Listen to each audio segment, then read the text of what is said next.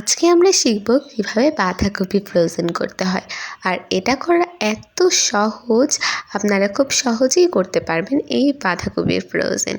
তো হ্যালো, আসসালামু আলাইকুম, কেমন আছেন সবাই? আশা করি সবাই খুব ভালো আছেন। আমিও আলহামদুলিল্লাহ খুব ভালো আছি। আমরা আজ তৈরি করব বাঁধাকপির ফ্রোজেন। তো সেটার জন্যই আমরা নিয়েছি একটি বাঁধাকপি। আর এই বাঁধাকপিটা ধুয়ে সুন্দর মতো কেটে নিয়েছি। আপনারা যেই সাইজের করে কাটতে চান সেই সাইজেরই কাটতে পারেন। অনেকে আছে শুধু ভাজি করার জন্য ফ্রোজেন করে না, অনেকে আছে চাইনিজ বিভিন্ন ভেজিটেবল রান্না করার জন্যও ফ্রোজেন করেন। তো তাহলে আপনারা সেই সাইজের করে কেটে নেবেন। আমরা শুধু এরকম করে ফ্রোজেন করেছি, আপনারা চাইলে অন্য সাইজের করতে পারেন। তো আমরা এটাকে ভালো মতো ধুয়ে নেব। এটাকে ভালো মতন আবার ধুয়ে নিতে হবে, যাতে এটার ভিতরে কোনো ময়লা না থাকে। আর আমাদের এই কাজটা খুব সাবধানে করতে হবে।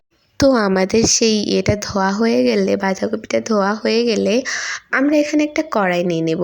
কড়াইয়ের ভেতর কিছুটা লবণ দিয়ে দেব আর কিছুটা হলুদ দিয়ে দিব।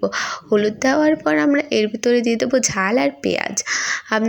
আপনারা চাইলে আরও কিছু উপকরণ অ্যাড করতে পারেন, কিন্তু এগুলোই যথেষ্ট আমাদের ফ্রোজেন করার জন্য। তারপর একটু রসুন দিয়ে সেই বাঁধাকপিগুলো আমরা এর ভিতর দিয়ে দিব। আমরা একটু ইউনিক স্টাইলে এটাকে ফ্রোজেন করব আজ। তো তারপর আমাদের এই যে সবগুলো বাঁধাকপি দেওয়া হয়ে গেছে, তো তারপর আমরা এগুলোকে মাখিয়ে নেব। আপনাদের কড়াইয়ে যতটুকু ধরবে আপনারা ততটুকুই দেওয়ার চেষ্টা করবেন। তো তারপর আমরা এই যে সম্পূর্ণটাকে মাখিয়ে নেব আস্তে আস্তে। আরও কিছু বাঁধাকপি দেওয়া ছিল, সেগুলোও দিয়ে দেব। আর এইভাবে মাখিয়ে নিতে হবে। দেন আমরা এই যে মাখিয়ে নিয়েছি, তো তারপর আমাদের এটা প্রায় রেডি হয়ে গেছে। মাঝে মাঝে আমরা নাড়াচাড়া করব যাতে নিচেটা পুড়ে না যায়। নিচেটা পুড়ে গেলে কিন্তু পরে যখন আপনারা রান্না করবেন তখন কিন্তু আর খেতে ভালো লাগবে না। তাই আপনাদের এটাকে খেয়াল রাখতে হবে ভালো করে, আর ট্রাই করতে হবে যেন আপনারা ভালো মতো সব কিছু করতে পারেন। আর আমরা কিন্তু এখানে পানি অতিরিক্ত দিইনি। অনেকে পানি অতিরিক্ত দিয়ে পরে সেটাকে ছেঁকে নেয়, কিন্তু আমরা এখানে পানি অতিরিক্ত দিইনি। আমাদের যতটুকু প্রয়োজন ছিল ততটুকুই দিয়েছি।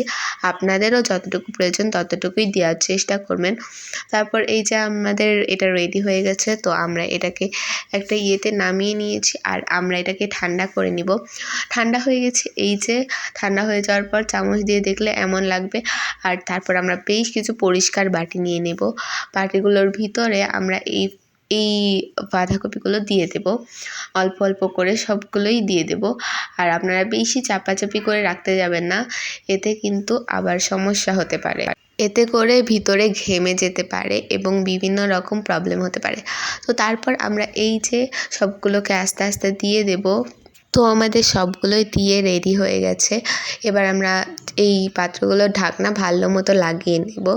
আর ভালো করে লাগাতে হবে সবগুলোর ঢাকনা।